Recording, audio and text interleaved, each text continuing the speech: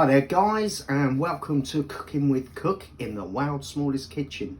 Today we are going to be making a fantastic simple bread recipe. We're going to be making it in two stages. We're going to be making the basic bread dough, and we're going to be making a pesto that's going to be infused through it. So the bread is actually going to be a spinach, watercress, rocket and pumpkin seed bread. So the first thing we need, guys, over here please, we have some 675 grams of strong bread flour. Now you need to make sure you always use strong bread flour. Next thing we need is we're going to be using about a tablespoon of virgin olive oil, about a tablespoon of clear honey, about half a teaspoon of salt, 2 7-gram sachets of dried yeast, and then we need 400 ml of warm water. Now you must use warm water because that's how the reaction happens with the yeast and makes it do what it needs to do. So to get our warm water, very simply, all I'm going to do is fill up about 200 ml of cold water, give or take, over here please. Now if you go into the measurement, as you can see, we need to take it up to the 400. So I've got cold water in there now, and with a kettle that's boiled and left sitting for a little bit, I'm going to pour and bring it right up to the 400 mark, boom, like so. So now we should have, finger in, a nice little bit of warm water. Now the next thing we're going to be putting into this water, as I said, is about a tablespoon of clear honey straight in, and then a nice pinch of salt, like so, and that will help the salt and the honey start breaking down slightly in that warm water. So give it a really good stir like so, and then as I said, a little splash, probably about a tablespoon of olive oil as well, and again give it a nice little stir. Now while that's sitting there, we grab our 2 little 7-gram sachets of dried yeast, which you can readily have available in your cupboards at home. Give them a little shake so it drops down to the bottom.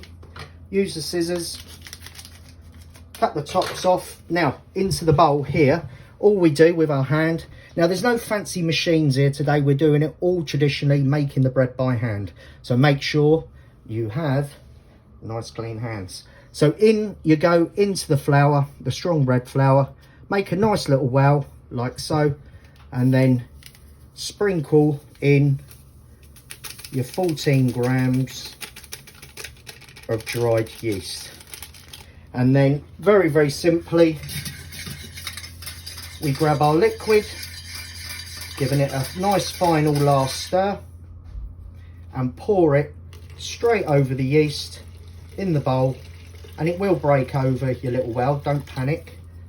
Get rid of them and lose them. And then what we do, this is the fun bit now. Now very simply, you can put it into a some fancy machine with a dough hook. If you don't have one, like I don't, these become your little dough hooks. So the idea is keep your 5 fingers like dough hooks.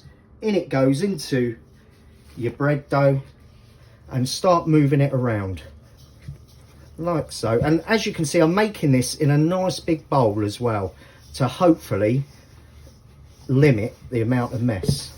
Now as you move it around, I'll try and turn it sideways a little bit, you can go up against the sides, and I'm still keeping my fingers, as I said, like little dough hooks, and you can really push down to the bottom of the bowl, push up against the side, push down, and it should all start coming together into a good light dough consistency. Now once you've got most of it picked up, all you need to do is turn your bowl onto a nice clean surface like so. Make sure you get everything out of that bowl, as you can see. Set your bowl aside because you're going to need that in a minute. Now the first thing I always suggest is to clean this hand. Now very simply, I just grab another little bit of strong bread flour, dust it on your hand, and then rub your hands together like that in between your fingers. And if you rub it like that, you'll see that most of the dough will come off. Now, if you've done all your measurements nicely, you should be able to now bring this together and now do the fun part, or the strenuous part, should I say, making sure that you pick up everything, all the dough. So gather it all like so, and then we go to town on a bit of kneading. So my good Sunday workout now, and as you can see, all I'm doing is I'm working the gluten, okay, the protein in the flour, so it will make it go elasticy. Now, if while you're doing this, you're noticing that it's sticking really badly to your hands, take a very small amount of flour, just dust it over the bread like that. If it's sticking to the table, to your work surface, or to your hands, just a little bit at a time to do so. However, as you can see, mine hasn't needed that, so I can continue to work that. And as I say, you're working the gluten to make your bread nice and elasticy. Now, this bread is a basic white bread mix. Now, you can use this, and this is a fantastic recipe to turn this into as many different flavors as you want. Now, we're going to be making a pesto and incorporating that into our bread, but there's other flavors you could throw into here. You could put sun-dried tomatoes, you could put olives, lots of different, or quite simply just leave it as a good white plain loaf of bread or rolls. And also, this is a great base to use for pizza bases. So look, once I've worked it, as I said, so it's nice and elasticy, I'm now gonna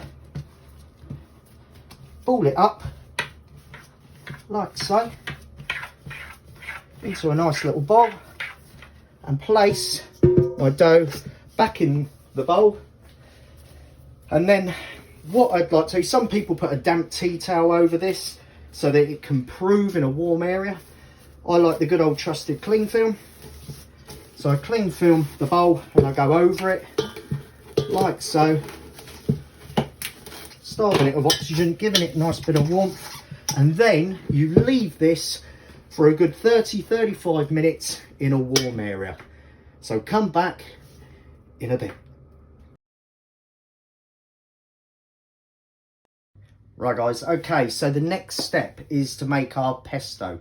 Now traditionally, if you come down here and look at the ingredients, traditionally a pesto, really simple to make, is made with basil, Parmesan cheese, garlic, bit of salt, olive oil, and it's normally used with pine nuts. However, mixing it up a little bit, giving it a little modern twist, we're going to still use a little bit of basil, but we're going to incorporate some watercress, spinach and rocket to give it a little bit of fire and good little health kick. We're still going to use the parmesan, the garlic, but instead of pine nuts, we've got some pumpkin seeds. So if you like, we're going to call this a spinach, watercress, rocket and pumpkin seed pesto, which we're going to put into our bread, obviously. So first thing we've got to do, if we come over here onto our lovely little induction hob, turn her on and get it really nice and hot. Now I've got about 300, I've got about 3 tablespoons of pumpkin seeds, which I'm just basically going to dry fry to sort of, but you can, I mean, you can roast these through the oven, but I always find whenever I roast something through the oven like this quite quickly, you tend to burn them. So if you keep it on the stove in front of you, no oil, no nothing's in there, just let it dry fry and it'll roast in the pan. So while that's just, and we'll hear it popping in a minute, no doubt. And while we're waiting for that, come back over to here. We've got our little food processor, okay? So all we do, very, very simply, is we take a nice handful of our watercress, spinach and rocket, like so. Put a little bit in the bottom, stalks and all, and the same little bit of basil. Just rip it up a little bit, And then I'm going to put a good teaspoon of garlic in there, like so. Can people cut their own garlic? They can cut. You can cut. Oh, let's just check these pumpkin seeds. Come over here. You'll see just slightly smoking, starting to pop, starting to colour. So just give it a little shake, and you can see them toasting straight away. You've got that lovely, almost like a popcorn smell to it. Stunning. So now I'm just going to spread that around, turn that off, and let it just carry on doing a little more toasting in the heat of that pan. So back over it. In answer to your question, yeah, I always have garlic puree, a little pot already done, just peeled, blitzed in the food processor with a little bit of olive oil, and it lasts for ages. It lasts me about a week of cooking. But if you haven't got that and you don't want to do that, just smash a nice big large garlic clove and then chop it a little bit and throw it in, okay, and let the food processor do it itself. So now I'm going to incorporate a nice little bit of Parmesan cheese. I didn't forget it this week, Mary. So nice little bit of grated Parmesan goes in there, like so. Give it a little tap. Then I'm going to incorporate a little pinch of salt, not too much, and a nice little glug. Now there is plenty of olive oil that does go in this, okay, which breaks it down and gives it its all consistency. And then in with more basil and a little bit more of that lovely spinach, watercress and rocket. And don't feel like you're overloading it, it will break down in a minute. And it goes. And because I love it so much, I'm going in with another little bit of garlic, okay? And one more touch, just for cheesy sake, a little bit more of the cheese. Now the last thing we need to add in is our lovely seeds here. Let them cool down a little bit. Don't have that luxury today, but in they go, like so. On goes the lid. And this is where it's going to start getting noisy. So here we go. So while that's blitzing around, I'm going to grab my olive oil and I'm just going to touch a few more drops in there just to help it break down. I don't want it too much like a dressing because I want this to go through the bread. But the olive oil will help it break down just a little bit more. Now just stop it for a second, lid off, grab yourself a little spoon, give it a little scrape around the edges, making sure it's all getting encouraged in there, like so. And then lid back on, and give it its final little blitz. Now I'm going in with another little touch of oil, and I'm going to show you the sort of consistency what you're going to be after to be using this pesto in the bread. So if you come down here, that is exactly the consistency we are after. That is a beautiful spinach, watercress, rocket and pumpkin seed pesto. Now that can be just eaten on its own, dipped with bread if you don't want to incorporate it in it, but I recommend you do. Or you can just put a nice dollop of this through some cooked pasta. Absolutely fantastic. But the very important thing we do, as always, is a little toast.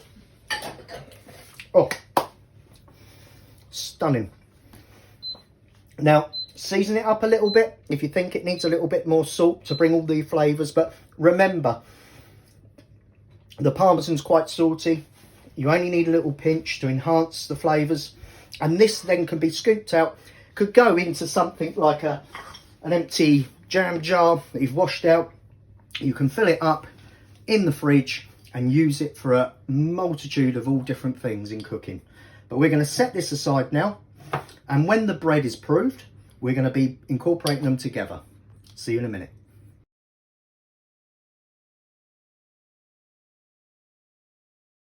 Okay, so the next stage is we grab our bread, which has been proving for a good 35 minutes, I've had it near the window where the sun's coming through. As you can see, as I take off the cling film, you can see that it's risen nicely. And now at this stage, don't worry, your hand's going back in. It's gonna knock the air back out of it where it's risen with the yeast. So, but if I put it apart, and if you can smell that, Mary. Oh yeah, very yeasty. And then in goes your hands like so, and just claw it out of the bowl. And now at this stage you can get rid of the bowl, you don't need it, okay? But what I'm going to do now is just bring it back into your little dough ball. It knocks it all back down, and then we take, and I mean we take a little pinch of the strong bread flour. You pick your dough ball up and you dust over your table, like, or your work surface, like so, okay? It stops it from sticking. And then I take a little bit just on the rolling pin, and now we're going to pin it out into a sort of rectangular sort of shape. Now, as you can see, it comes back on itself as you roll it out, so you've got to put a bit of muscles into it, and keep picking the dough up as well, and that makes sure that it isn't sticking to your table. Twist it round, pin it out. And you do need a bit of space, a good work surface to be able to do this. And then pin it out, like so. And again, as I said, the more you pick it up, the more you're making sure you're not going to have a catastrophe when you come to roll it in a minute. So once you've got it to a decent thickness and sort of shape, which if you can go down slightly, Mary, and just show the thickness of that dough from the side. That is the sort of thickness you're after. Make sure it's not sticking, like so. And then what I'm going to do is now take our beautiful pesto, and I'm going to put a nice dollop on top of the dough, like so.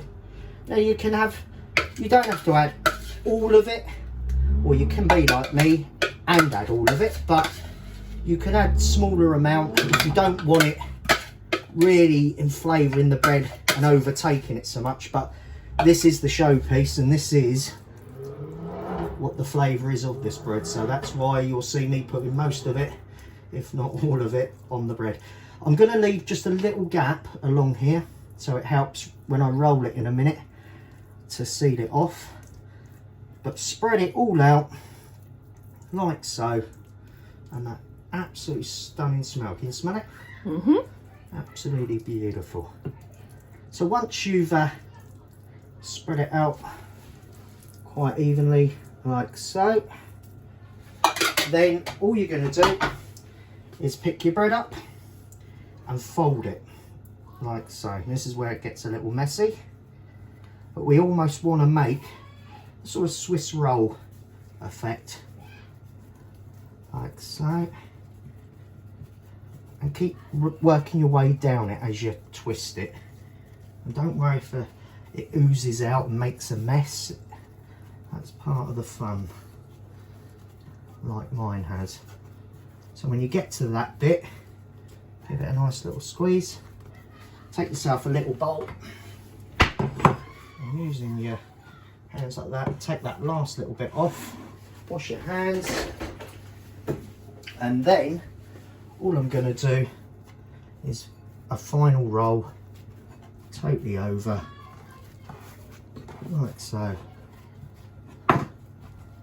And there we have our pesto bread ready now to have cutting. So all I'm going to do at this stage is take my knife and cut it roughly about half, like so, then into quarters, and then each quarter I'm going to cut into about 3, so they're nice big chunky rolls. Can I just move along? Sorry. Sorry. Like that. and the pesto's oozing out at this stage.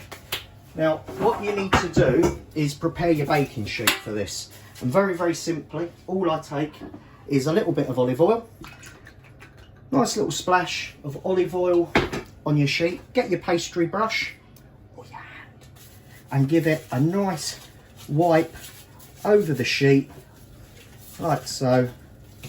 Wash your hands quickly, and then you're going to take a nice pinch of the bread flour on your sheet and give it a real good shaky into the corners.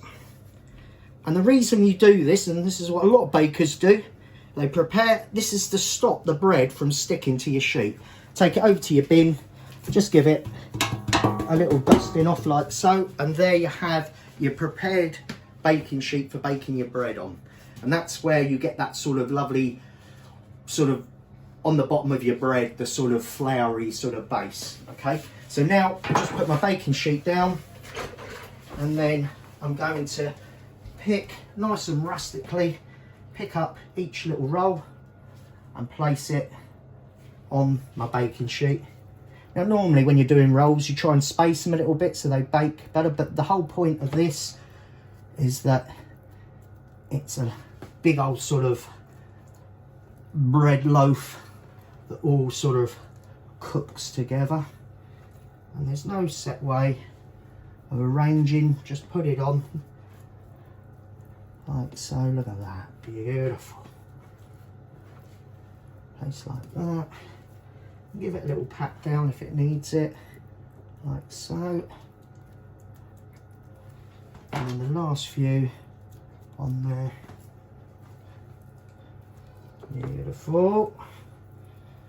And then, as I said, just give them a little touch down so they're all about the sort of same height. And then what we're going to do now, very simply, is I'm going to wash my hands, clean this down, and we're going to leave this bread to do its second proving in a warm area. You can put it in an airing cupboard where it's warm and it'll help it rise, or you can leave it near the cooker where something's cooking and it's warm. It doesn't need extreme heat, just needs warmth. And then we'll come back and we'll see that risen, and that will be our next step. Do you have to cling film it again? No, you can do, but then the problem you have with that is that it could start sticking to the bread. So it's best, I just tend to leave it as it is. Okay. Okay. Thank you. Hi guys. Okay, so this was the second stage of the proving, and as you can see, it started to rise again in its final stage of proving. As you can probably see, it looks absolutely fantastic. The final stage I'm going to do to this, and it has been proven for about 15 minutes. I've left that for to just come up again. All I'm going to finish this with is I'm going to grab a little bit, some of the pumpkin seeds now. As much as it is incorporated in the pesto, just nice little finish on top of the bread. Scatter them over like so, just so that they help bring a nice little crunch and a toasting on the top. And hey, why not a nice little bit of Parmesan cheese, like so, just to give it a nice little melty finish as well. And then what I've done is I've preheated the oven on 190 Celsius, okay? And all that remains is to now pop it in the middle of the oven, like so, close the door, and then come back in about 15 minutes. Okay, so 15 minutes later, as I said, back to the oven. Let's check to see what's going on. Oh, can you smell that? I can. So carefully take your bread out of the oven. Let's just place it on the top here. Now, obviously everyone's ovens are slightly different, so if you don't feel that it's totally cooked through, then obviously back in and leave it that little bit extra longer, an extra 5 minutes or so. The way you test your bread, very simply, is I just grab one, oh, be careful, nice and hot, turn it over, and if you just give it a little tap you should hear almost like a bass drum, nice and hollow through. So all I'm going to do now is let that rest there, cool down. It's going to carry on cooking slightly, and then we can come back to it and enjoy it with a beautiful roast chicken and a bit of salad.